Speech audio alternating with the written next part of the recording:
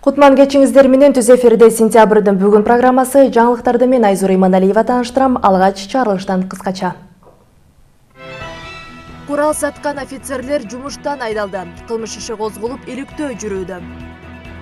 Бүгүн жогорку кеңеште референдум жөнүндө мыйзамдуу долбоору экинчи окууда каралып, колдоо тапты.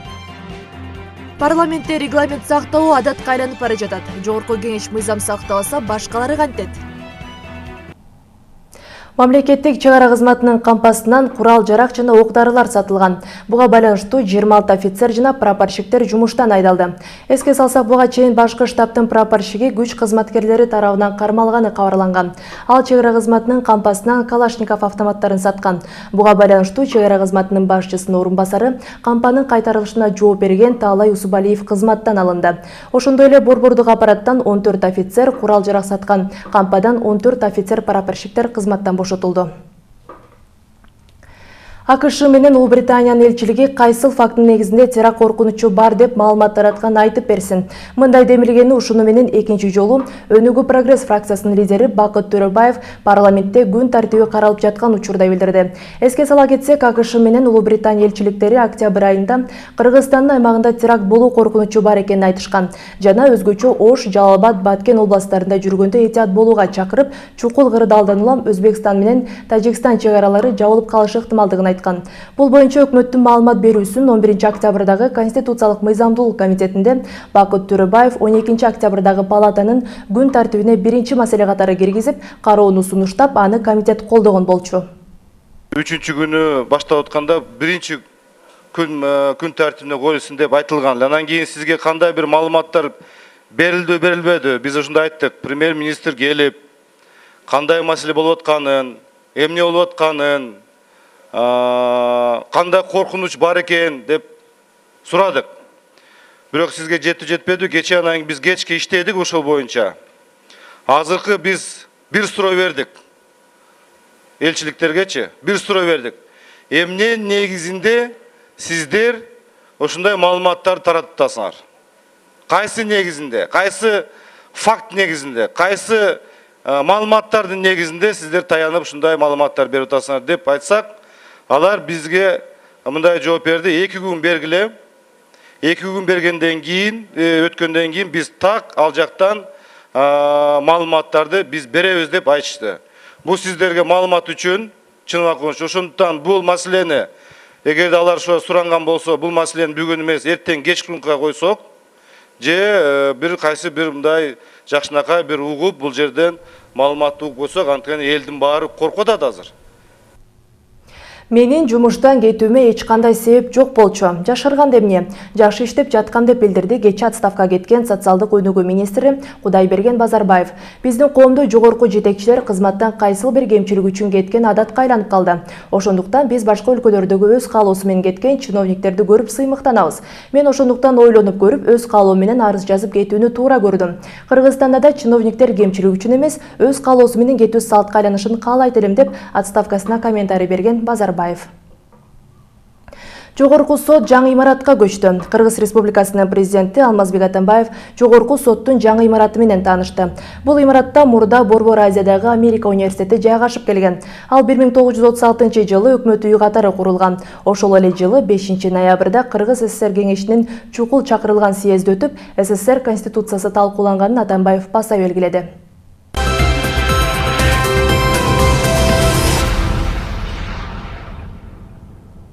Бүгүн жогорку кеңеште референдум жөнүндө мыйзам долбоорун экинчи окууда карап колдоо тапты. Мыйзам долбоорунда референдумду өткөрүүнүн жол-жобосун аныктоо каралган. Документте кабыл алууда референдумга коюлуучу баш мыйзамга өзгөртүү киргизүүдөгү ар бир беренеге өзүнчө добуш берүү сунушун Бакыт Төрөбаев демилгелеп, ал көпчүлүктүн колдоосуна ээ болгон жок. Жогорку кеңештеги Өнүгүү Прогресс фракциясынын лидери Бакыт Төрөбаев баш мыйзамды өзгөртүү боюнча референдумда Конституциянын өзгөртүлгөн ар бир беренесине өзүнчө добуш берүүнү сунуштады. Анда референдумдагы бюллетенде Конституциянын өзгөртүлгөн ар бир беренесинин тушуна добуш берүүгө мүмкүн болот. Компромисстик вариант. Ар бир эл өзү келип, өзүнүн добушун каалаган сот реформа боюнча өзүнүн оюн пикирин айтат. Премьер-министрдин укуктарын өзүнүн пикирин айтат. Мамлекеттик кызматкерлер боюнча өзүнүн пикирин айтат. Мына ошол жерде жакшынакай компромисстик вариант болуп чыгып атат. Эч кандай жарып бөлүнүү болбойт. 30га бөлүнүп кетебиз, талаш тартыш болуп кетет деген ойлорду айтылып атат. Анда эч кандай болбойт. Төрөбаев сунушун депутаттардын добуш берүүсүнө коюуну өтүндү. Сунушка социал-демократтар фракциясынын лидери Иса Өмүркулов каршы чыгып, муну турмушка ашырууга техникалык жактан мүмкүн эмес деди. 36 өзгөртүү киргизилип атат. 25 беренеге.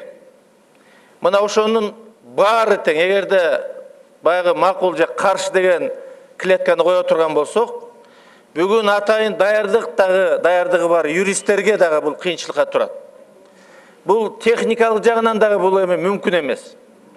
Анан эгерде бирөөнө макул, бирөөнө каршы боло турган болсо дагы бул баягы мындайча айтканда, орусча айтканда цельность теряет. Урматтуу депутаттар, техникалык жактан эч проблема жок. Мына Азербайжандын менде бюллетень турат. 29 беренеге мына макул каршы деп добуш берип атышат. Эгерде Азербайжан мамлекети өткөзүп аткан болсо, биз авангард мамлекет катары шайлоонун негизинде авангард мамлекет катары биз алдыга кетип атпайбызбы? Ошон үчүн бул жерден эң жакшы компромисстик вариант. Бул жерде эл дагы түшүнөт эмне жөнүндө добуш берип атканын. Сонун болот. Эч кандай талаш тартыш болбойт. Абдан сонун болот. Бюллетендер дагы сонун болот. Эл дагы жарык маанайда шайлоого барат. Борбордук шайлоо комиссиясынын төрайымы Нуржан Шайлдабекова мындай чараны киргизүү референдум институтунун өнүгүүсү үчүн жакшы экенин, бирок азыр аны аткарууга убакыт тар деди. У нас сейчас, ввиду того, что такие сжатые сроки, у нас просто не хватит времени на тестирование. Смысл референдума – это учет мнения граждан, правильно? Референдумдун мааниси элдин пикирин билүү, туурабы? Мен мисалы Конституцияга өзгөртүү киргизүүдөгү депутат бир эле маалда өкмөт мүчөсү болушуна каршымын. Бирок 16 беренеге макулмун. Анан мен эмне кылышым керек? Эгерде макул же каршы деп бир эле добуш берсем, анда менин пикирим белгисиз бойдон калат да. Мына БШК төрайымы айтты. Төрөбаевдин сунушун ишке ашырса болот, бирок азыр биз ага даяр эмеспиз деп. Эгерде биз даяр эмес болсок, референдумду өткөрүүнүн эмне кереги бар? Проблема башка жерде, проблема аракетте, аракет жок. Ошон үчүн ошол жактан проблема. Анан кийин бул жерде айтылып кетти, тарыхта болгон эмес мындай деп. Эми тарыхты биз жасабайлыкпы? Тарыхты биз жасап, кийинки келген парламент, 7-чи созда парламент бизди карап, көрүп, ушундай тарыхта калган парламент экен деп. Биз жасабайлыкпы ушу тарыхты? Мына легендарный парламент деген болду. Ошондо мына сымык менен biz аларды айтып атабыз. Бул жерде мына легендарный парламент депутаттары отурат. Ошон тарыхты биз жазсак болот эле деп айтат элем. Эл өкүлү Бакыт Төрөбаевдин баш мыйзамга кирип жаткан өзгөртүүлөргө ар бир жаран өз пикирин билдирсин деген сунушу көпчүлүк добушка ээ болгон жок. Мындай көрүнүштө байкоочулар бийликтин түрдүү шылтоолорду айтып, эл менен эсептешпегенинен кабар берет дешет. Бурулай Сурманкулова, Руслан Сабатаров, Сентябрь. Жогорку кеңештин акыркы жыйындарында регламент деген сөз көп айтылчу болду. Чамасы депутаттар регламентти көп бузуп жаткан өңдө. Биздин кесиптешүүбүз ушул темага кайрылып, мыйзамдар кандай тартипте өтүп жаткандыгына көзөмөл кылып көргөн. Акыркы жыйындарда мыйзам долбоору топ-тобу менен айрым учурда талкуусуз өтүүдө. Мунун себебин айрым жарандар, депутаттардын бир тобу өздөрү кабыл алып жаткан мыйзам долбоорунун маани мазмунун түшүнбөйт дешет. Жогорку кеңештин сандык сапаты, акыл эстик сапаты, интеллектуалдык сапаты бүгүнкү күндө белгилүү да. Текебаев айтып атат. Акаев менен Бакиевдин кезинде депутаттар көрбөй туруп кол койгон эмес деп. Мен кече жооп берип атам. Бүгүнкү депутаттарың окуган болсо да түшүнбөйт да, эмнеге түшүнүп кол коюп берет. Кеп ошондо. Бүгүн парламент жыйынында депутат Кенжебек Букоев демилге кылган Кыргыз Республикасынын президентин жана депутаттарын шайлоо жөнүндөгү мыйзам долбоорун кайрадан добушка коюу сунушу берилди. Ал сунуш талаш тартышты жаратып, айрым депутаттар регламентти бузбайлы дешти. Ушундай эле маселе кайра келерде сиз чечим чыгарыңыз. Кыргыз Республикасынын өкмөтүнүн 2015-жылдын 12-февралындагы номер 53-токтом менен жактырылган администрациялык мыйзам жана башка кайра добуш берүү жол жобосун өткөрүү жөнүндө маселе четке кагылсын деп. Ошондуктан регламент боюнча кетели. Четке кагылган мыйзам долбоору ал кайра каралбайт. 6-чы микрофон. Жанагы азыркы Мирлан Бакиров айткан мыйзам долбоору. Буга чейин да ошондой эреже болгон. Азыр да ошондой болуш керек, кийин да ошондой болуш керек. Бияка көңүлчөөктүк, адамгерчилик регламент так жазылган. Мыйзам өткөн жокпу? Ал бүтті 6 айдан келеді. Аны комитетте де қарап, бұл жерде тақтап керегі жоқ. Бұл так ереже. Қара тамға менен ақ қағазға жазылған. Эреже боюнча мыйзам долбоору өтпөй калса аны 6 ай өткөн соң кайрадан добушка коюуга болот. Бирок айрым депутаттар мурда деле регламент бузулуп келгенин, азыр деле ошол жолго түшсөк, эч нерсе болбойт деген таризде атандашуу жолу менен мыйзам долбоорун өткөрүү жолуна түшкөнүн байкоого болот. Негизи бир нерсени айтып коеюн, өткөндө нике боюнча мыйзамды дагы ушинтип кайтарып келгенсиңер, баарыңар. Анда негедир баарыңар орусуңарга талкан куюп алган унчуккан эмессиңер. Эки жолу добуш берип атып өткөргөнбүз аны дагы. Ал эми конституцияны өзгөртүү жараянында регламентти бузуу менен коомдук талкуудан өтпөй, ошондой эле конституциялык соттун корутундусу жок эле комитет жыйынында шыр эле талкууга коюлуп, көптөгөн сунуштар эске алынбай, экинчи окууда өтүп кеткен. Мындан улам айрым эл өкүлдөрү парламентте калыстык болбой жаткандыгын эске салган эле. Мен дайыма туура чечим болсо деген ой менен келатам да. Туура болсун. Ким айтса дагы туура айтылса, ошого макул болуш керек да. Ана мен айттым болду, башкасын укпайм деген болбойт да андай. Анда туура эмес болуп калат. О правилах игры внутри комитета. Конституцияга негизделген башка мыйзам долбоору боюнча сунуш четке сүрүлүп, жада калса добуш берүүгө коюлган эмес. Ал эми башкаруучу фракция тарабынан сунушталган долбоорлор келери менен добуш берүүгө коюлат. Мыктыбек Юсупович мына ушул тууралуу айтып жатат. Мыйзамды сүйлөө сөз жөнүндө болгону менен иш жүзүндө болбой жатат. Мыйзам долбоорун депутаттар акыркы учурларда мазмунуна, коомдук зарылчылыгына карабай демилгечинин саясий позициясына карап добуш берип калгандай таасир калтырат. Анткени Атамекен фракциясынын депутаты Аида Салянова нике жөнүндөгү мыйзам долбоорун киргизип, ал эки жолу көпчүлүк депутаттардан колдоо таап. Бирок акыркы учурларда Аида Салянованын конституцияны өзгөртүүгө каршы айтылган пикирлери нике мыйзамын 3-чү окууда өткөрүүгө таасир бергендиги байкалды. Проголосовали за законопроект. Биздин изилдөөгө ылайык биринчи экинчи окууда эч кандай сунуш болбосо эскертүү бербестен добуш берүүгө макул болгон депутаттар эмне үчүн 3-чү окууда каршы добуш беришкен. Каршы бергендердин көпчүлүгү КСДП, Республика Ата журт жана Кыргызстан фракцияларынан байкалган. Албетте мындай айырмачылыктар өкүнүчтүү. Мен оюмча парламенттин ичинде көп көйгөй бар. Мындан улам депутаттар добуш бергенде эмнени ойлоп добуш беришет деген суроо жаралат. Депутаттардын маал менен пикиринин өзгөрүлүшүнө эмне себеп болот? Биз муну депутаттардан сурашыбыз керек.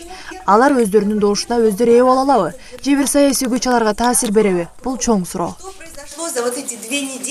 Жогорку кеңеш мыйзам чыгаруучу эле эмес, мыйзамдардын аткарылышын көзөмөлдөөчү бийлик органы болуп эсептелет. Андыктан мыйзамды кабыл алуу эрежелери бузулуп, ал тургай мыйзамдарга добуш берүүдө калыстыктар болбосо, шайлоочулардын үмүттөрү акталабы? Буга тарых баа берет. Зарылбек Шермаматов, Сентябрь.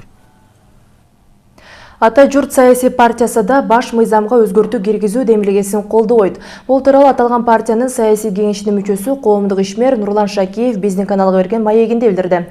Учурга жагдайга байланыштуу баш мыйзамга ар дайым өзгөртүүлөр болуп келген. Мындан кийин деле боло берет. Бирок ошого карабай иштеп жаткан баш мыйзам 2020-жылга чейин өзгөрүлбөсү керек деген норма бузулуп, шашылыш түрдө аны референдум жолу аркылуу өзгөртүүгө барып жаткан бийликтин кадамын түшүнбөй турам дейт ал.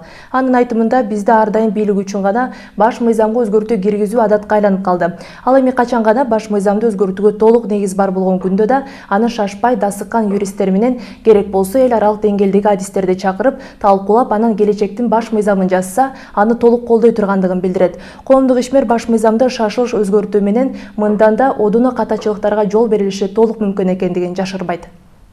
Азыр ушул конституцияны өзгөртөбүз деген демилгечилердин мен бир нерсесине түшүнбөйм. Биз ушул качан конституция өзгөрсө бизде ушул бийликке келгендер өзгөртөт да, кайсы гана бийлик болбосун.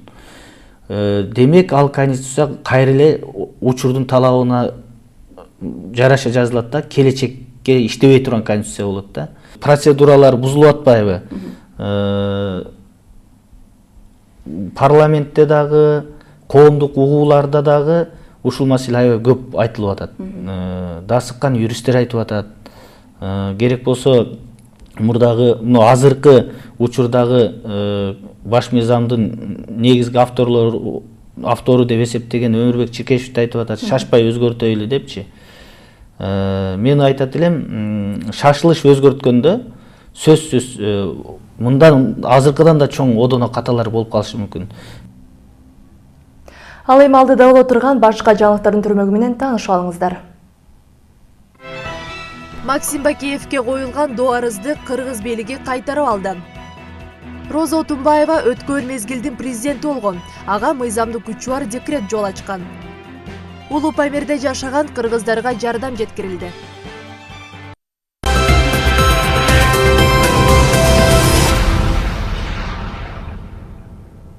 Ушул жылдын апрель айында баш прокурор Индира Жолдубаева Максим Бакиевдин үстүнөн доо арыз жазылган айтып маалымат берген. Бирок кечээ белгилүү болгондой Кыргызстан андан баш тартып арызын кайра кайтарып алган. Өтүргө маани берген баш прокуратуранын өлкөн Бакиевтерден неге арызын кайтарды? Кийинки материалда.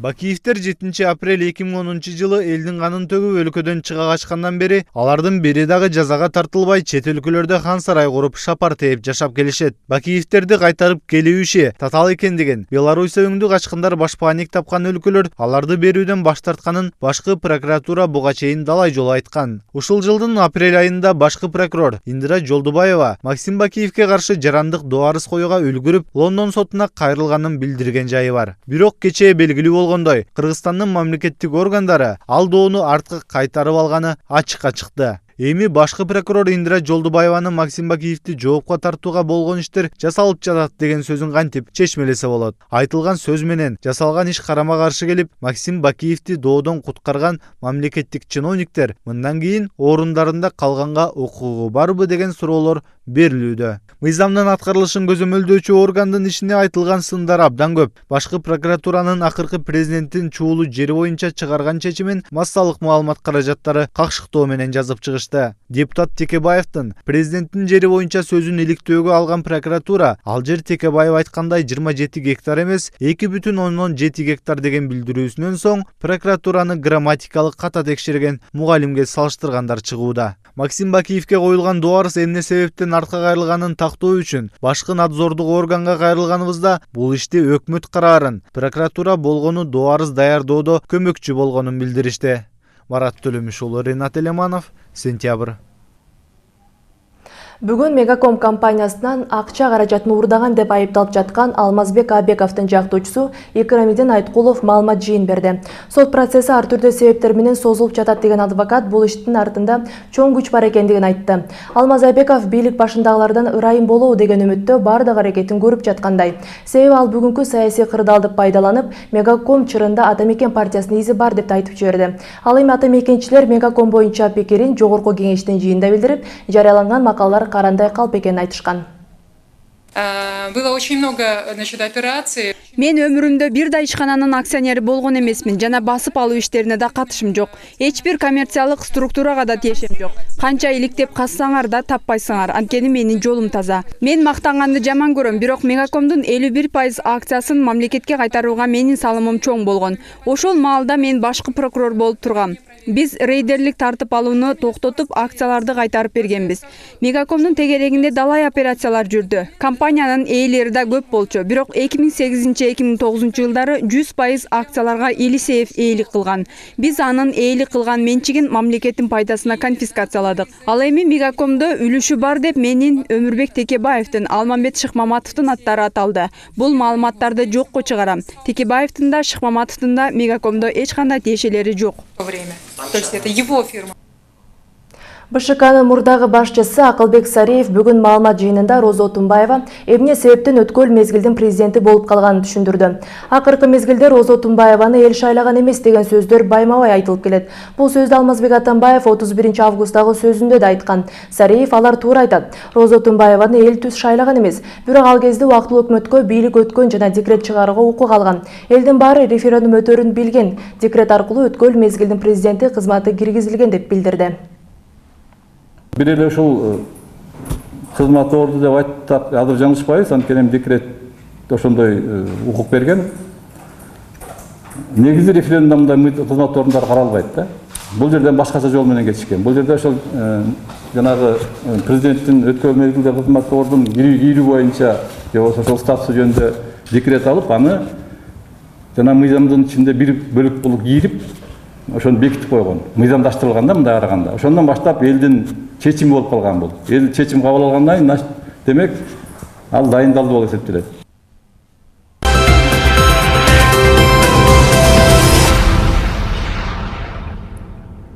11 декабрда республика боюнча жергиликтүү кеңештерде шайлоолор өтөт. Мындай жарылыкка президент Алмазбек Атамбаев кол койду.